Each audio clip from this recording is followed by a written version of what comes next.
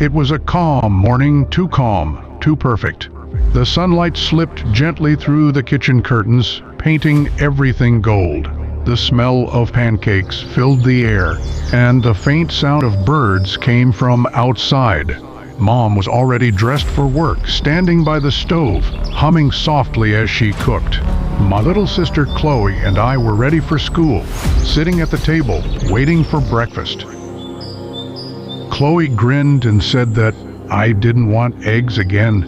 Mom laughed quietly and told her I'd eat what she made. I smiled, pretending to protest, and Mom teased that my face said enough. We all laughed together. It was one of those rare, peaceful mornings that felt safe, like nothing bad could ever happen. If I had known it would be our last, I would have held on to that laughter a little longer. Then the television changed. The news anchor's voice was shaky, filled with panic, as she reported something terrifying, a violent outbreak spreading across the city. People were attacking one another, biting, clawing. The screen showed people running, cars crashing, others screaming. The attackers didn't even look human anymore, pale faces, twitching movements, eyes void of life. Chloe asked Mom what was happening to those people, her voice trembling. Mom whispered that she didn't know. Before any of us could speak again, a sudden, desperate knock pounded against the front door. Someone outside screamed for help. Mom froze. She pushed Chloe and me behind her and told us not to move.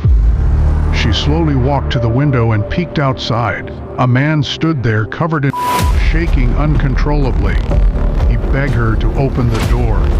But before she could respond, something sprinted out of nowhere, a pale, broken figure that slammed into the man and dragged him to the ground. His screams tore through the morning air as the creature ripped into him. The sound of flesh tearing and bones cracking echoed through the walls. The creature stopped feeding and lifted its head. Dripped from its chin. Its eyes were empty, but it looked right at us through the window. And then it ran toward the door. Mom yelled for us to go. She grabbed our hands and pulled us down the hallway, rushing us into her bedroom. She pushed us into the closet and told us to stay quiet, no matter what happened. A loud crash came from the living room as the front door burst open. The creature was inside. We could hear it moving slowly through the house, its footsteps dragging, its breathing wet and uneven. The sound grew closer, every step heavier than the last. Then Chloe started breathing differently, short, shaky gasps.